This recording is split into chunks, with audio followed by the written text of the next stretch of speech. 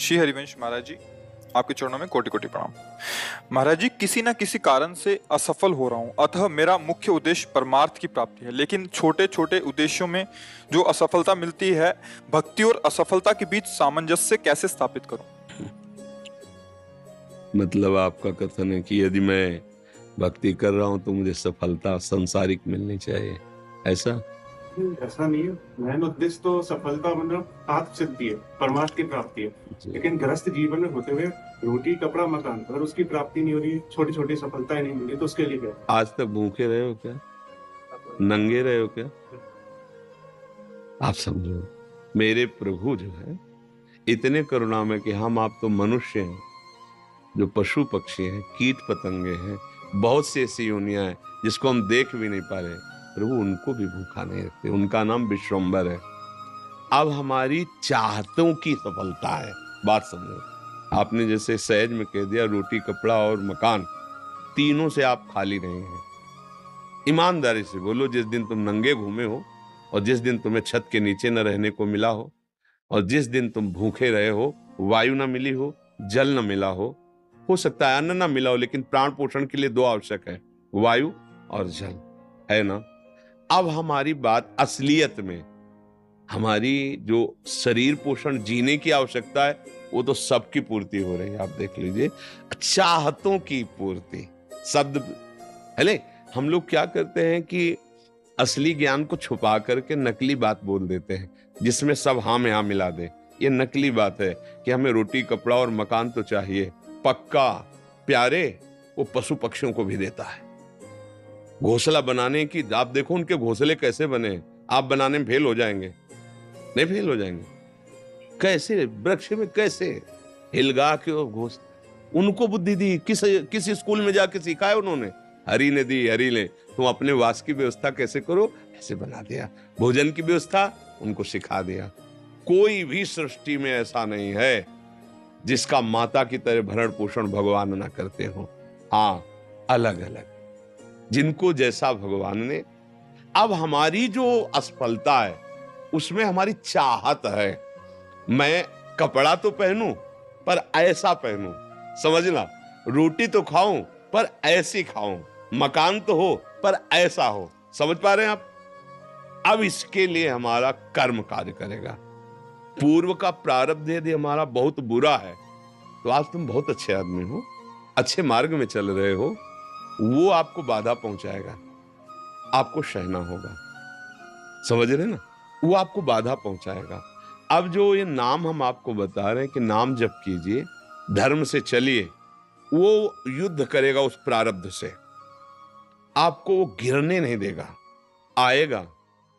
आप जो कार्य कर रहे हो उसमें सम्यक जो फल मिलना चाहिए नहीं मिला, आपको असंतुष्टता होगी, क्योंकि आपने ऐसे पूर्व में कर्म किए हैं।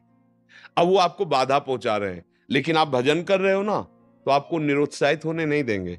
चलो, एक कर्म निष्फल हुआ, दूसरा हम 100 बार उसका अनुष्ठान करेंगे। कितनी बार निष्फल होगा? एक दिन तो सफल होगा ही नहीं। निकल जाओगे, निकल जाओगे। सफलता तुम्हारे चरण चूमेगी। प्रारब्ध कोई देवता नहीं है, हमारा किया हुआ पूर्व कर्म है। हम नया कर्म इतना बलवान करें कि उसको रौंद दे। बात समझे? और उसके लिए अब छोटी मोटी बात नहीं काम करेगी, छोटा मोटा कर्म काम नहीं करेगा। डट के हमें धर्म और डट के भजन विध्वंस करके, अगर विध्वंस ना होते तो फिर मोक्ष कैसे होता? मोक्ष को मतलब जानते हो? सब कर्म नष्ट हो गए अनंत जन्मों के, और इस जन्म के भी बिल्कुल मोक्ष, मतलब बिल्कुल मुक्त, अब कोई बंधन नहीं हो, भगवान का स्वरूप हो गया। तो हुआ तो इसी जन्म में, जो हमने साधना की, जो भजन किया, जो चिंतन किया, जो सत्संग किया, मारा इसने पूरी आग लगा दी। कर्मों को संचित कर्म विध्वंस हो गए, जमा गोदाम क्रीमाण जो कर रहे हैं, ये चिपकाव फसाव वाले नहीं हुए, क्योंकि ये सब समर्पित कर दिए भगवान को। प्रारब्ध आया, भजन के बल से उसको भोग रहे हैं, वो हमें परास्त नहीं कर सकता, निकल गए आगे। सुदामा जी की दशा क्या थी? नहीं थी, ये भी व्यवस्था नहीं थी। परिणाम में क्या हुआ? जैसी द्वारिकापुरी वैसी सुदामापुरी। फल की चिंता मत करो तुम। असफलताएं और सफलताएं ये हमारे मार्ग की पड़ाव हैं, कोई गर्मी वाला, कोई सुखद वाला। मार्ग का चलने वाला पथिक इन पड़ावों में फंस करके अपने मार्ग को नहीं भूल जाता है। असफलता तुम्हारे जीवन की सफलता का स्वरूप बनेगी। बस डट करके ऐसा भजन करो, सत्कार्य करो जिससे पूर्व प्रारब्ध नष्ट हो जाए। सच्चाई की, आध्यात्मिक की बात यह है। अब चोरी, हिंसा, अधर्म आचरण तो वो तो पूर्व प्रारब्ध है ही, नया कर्म भी बिगड़ गया, दोनों मिलकर फिर आपको जीना मुश्किल कर देंगे। और होता है, देखो ना, पिता को मार डाला कि जल्दी मरे हम इस प्रॉपर्टी का दे, पिता को मार डाला और आप जेल गए, संपत्ति यूं ही पड़ी है, तीसरा उसका भोग कर रहा। विवेक खत्म हो जाता है। विवेकवान बनो, जैसी भी परिस्थिति हो उसमें राजी होना सीखो, वो आपके ही कर्म का परिणाम है। और ऐसे नवीन कर्म करो कि विध्वंस कर दो उस प्रारब्ध कर्म को जो तुम्हें झुकाना चाहता है, मिटाना चाहता है। हमारी प्रार्थना को अगर आप समझोगे तो आगे बढ़ोगे। अपना ही कर्म कोऊ न काहू के सुख दुख कर दाता, निज कृत कर्म भोग सुन भ्राता। तो बोले संतों के पास क्यों जाया जाता है? यही समझने के लिए। अब हम क्या करें जिससे हमारा कर्म हमको परेशान न कर पाए? वो है ज्ञान, वो है भक्ति, वो है भगवान का आश्रय। जब घर में भोज आते हो, भिक्षा भी नहीं मिली तो पत्नी पूछती कि बच्चों को कैसे जिलाएं, तो तुलसी दल उतारते, ठाकुर को भोग लगाते, आधा आधा तुलसी दल। उनका एक मित्र था जो धनी के यहाँ वो पुरोहित कर्म करता था, डोली में बैठ के निकलता, पालकी में। वो कहता है, सुदामा जी हमारे यहाँ जो सेठ है ना, उनके यहाँ चलो, थोड़ी देर श्लोक बोलना। सब व्यवस्था उनका, हमने तो अपना सेठ श्री कृष्ण को वरण किया है, अब वो भूखे रखे चाहे मारे, अब हम दूसरे की गुलामी नहीं कर सकते। हमने तो भगवान को अपना माना है। हिले नहीं तो भगवान का हृदय हिल गया। एक दिन प्रसाद पा रहे थे से एकदम ऐसे हो गए। रुक्मिणी जी मन की बात, तो उनका प्रभु ऐसी स्थिति आपकी तभी होती जब कोई आपका भक्त भूखा होता है। तो भगवान के आंसू आ गए। हमारा पुराना मित्र है सुदामा, और कई दिन से उसके घर में भोजन नहीं, बच्चे। बोले प्रभु आप दुखी हो रहे हो, महालक्ष्मी स्वरूप आप आदेश करो, त्रिभुवन की राज्य लक्ष्मी उसके घर में। तो उनका बात तो यही कि उसके अंदर कामना नहीं है, और मेरे भक्त के अंदर यदि कामना नहीं होती तो माया मैं नहीं देता। मेरे भक्त के अंदर कामना नहीं होती तो मैं माया, और वो निष्काम भक्त है सुदामा, उसके अंदर कभी कामना आ ही नहीं सकती कि हे भगवान भोजन तो दे दो, कभी नहीं। तो रुक्मिणी जी ने कहा हम आपका दुख नहीं दे सकते, फिर हम कुछ रचती है। तो उनका नहीं, पहले हमें कामना पैदा करना पड़ेगा।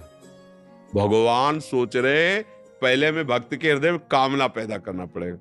गए एक भिक्षुक के रूप में, जब सुदामा जी भिक्षा को गए थे, भिक्षाम दे, अतिथि धर्म गृहस्थ में बहुत बड़ा धर्म होता है, दरवाजे आए हुए का आदर करना चाहिए। तो कुछ ना हो तो वचन से है। निकली भिक्षाम दे, तो उनका भगवान हम भिक्षा देने लायक नहीं है। क्यों? उनका एक पुत्र हुआ है, इसलिए सूदक है। ठीक है, 15 दिन बाद आ जाएंगे। बोले मत आना, क्योंकि हमारे जो पुत्र हुआ है वो दरिद्र नामक पुत्र हुआ है, और इसका सूदक पूरे जीवन में नहीं जाएगा। अर्थात हम दरिद्र हैं, हमारे पास कुछ है ही नहीं जो मैं आपको दे सकूं। भगवान ने कहा सुना है तुम्हारे पति के मित्र द्वारिकाधीश भगवान है, जिनके मित्र श्री कृष्ण द्वारिकाधीश हैं, उनकी ये दशा, एक बार कहो ना अपने पति से कि अपने मित्र के पास जाएं। भगवान चले, पत्नी आए।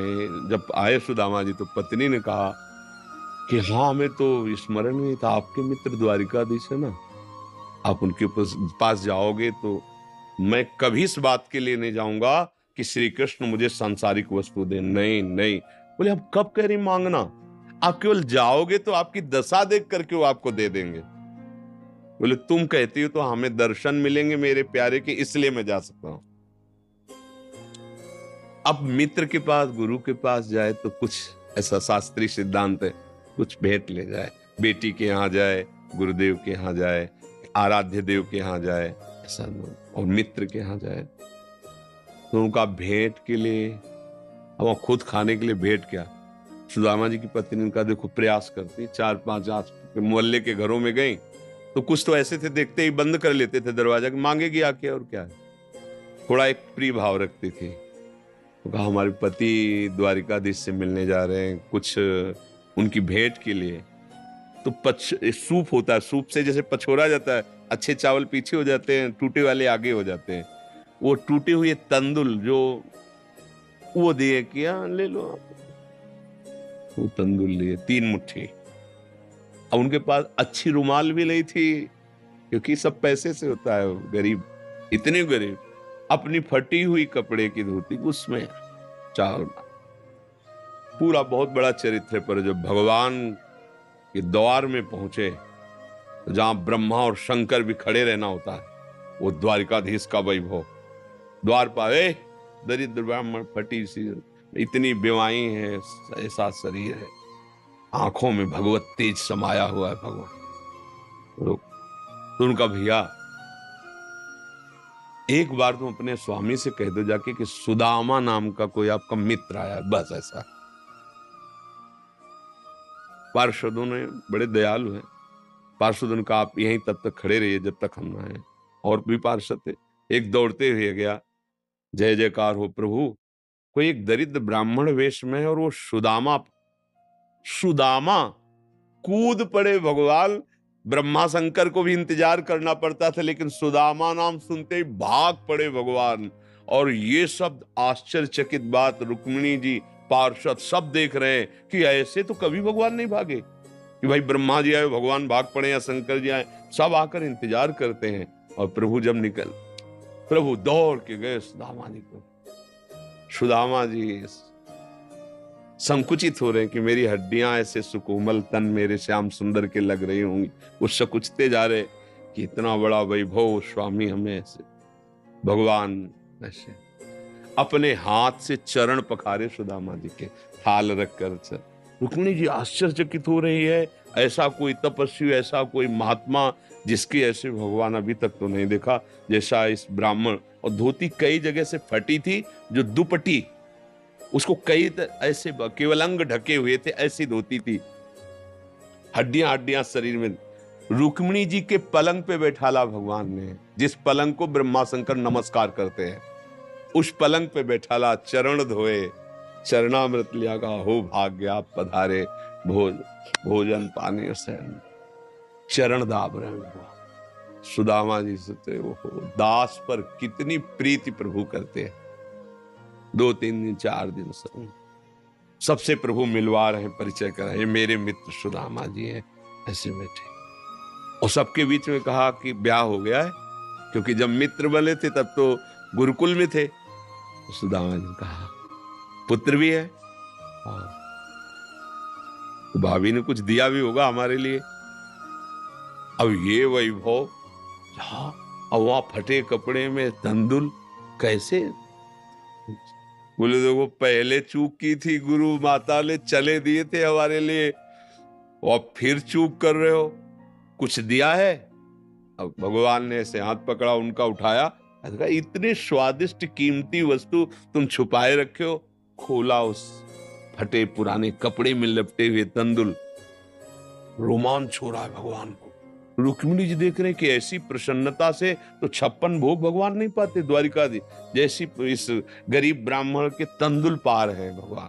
दूसरी मुट्ठी ली, तीसरी में रुक्मिणी जी ने हाथ पर, प्रभु बस इतना काफी है इनके लिए। 2 मुट्ठी में 2 लोग का वैभव सुदामा को। प्रगट में 25 पैसे भी नहीं दिए, एक भी वस्तु ले। 3-4-5 दिन आनंद लिए। फिर सुदामा जी से कहा कि तो भगवान ऐसे चले। सुदामा जी ने सोचा कि प्रगट में तो कुछ दिया नहीं, हमें लगता विदा करने चल रहे तो कुछ अगर 2-4 असरफी भी होंगी तो खान पान व्यवस्था तो चली जाएगी। भगवान ने कहा जो अच्छे अच्छे कपड़े पहनाए थे, रास्ते में कोई उतार सकता है तो उतार दो, अपनी धोती पहन लो। यहाँ पर धोती रास्ते में बोले आप इधर से ऐसे जान, फिर वहां से मुड़ जाना। बोले हम तो आए थे तो रास्ता तो जानते ही प्रभु, चले जाए। और रास्ते में सोच रहे मेरे मित्र कितने कृपालु हैं, मुझे इसलिए नहीं दिया कि ये कहीं मेरा चिंतन छोड़कर धन का चिंतन न करें। हे श्री कृष्ण, सदैव आप जैसा ही मित्र मिले। सोचते सोचते आए तो देखा फिर वही द्वारिकापुरी। बोले मेरी बुद्धि मारी गई है कि वास्तविक यहाँ कोई रचना हो गई। यहाँ तो हमारी एक छोटी सी कुटिया थी, ऐसा ऐसा देखा कि उनकी पत्नी जो है स्वर्ण थाल लिए दास दासियों से आरती उतारने। तो उनका तुम कौन हो? तो उनका आपकी दासी हूं, आपकी पत्नी। ये सब बोले जिनके पास गए थे ना उन्होंने सब अश्रुपुलकित हो रहे कि वास्तविक तेरे दरबार की आली निराली शान ये देखी, सखावत खुद तेरी गलियों में चक्कर काटते देखा, फैलाया हाथ जिसने तेरे दरबार में आकर तुझे देते नहीं देखा, मगर झोली भरी देखी।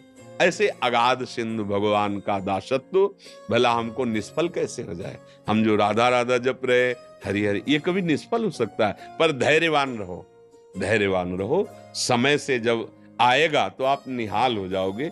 अश्रद्धा मत करो और ऐसा भी मत सोचो कि भरण पोषण हमें नहीं, ऐसा नहीं। त्रिभुवन में कोई नहीं है, सबको जैसे राजी हैं भगवान वैसे सबका भरण। किसी को 1 कुंतल मांस चाहिए तो उस पशु को भगवान उतनी व्यवस्था किए। किसी को कितना चारा चाहिए उतनी व्यवस्था किए।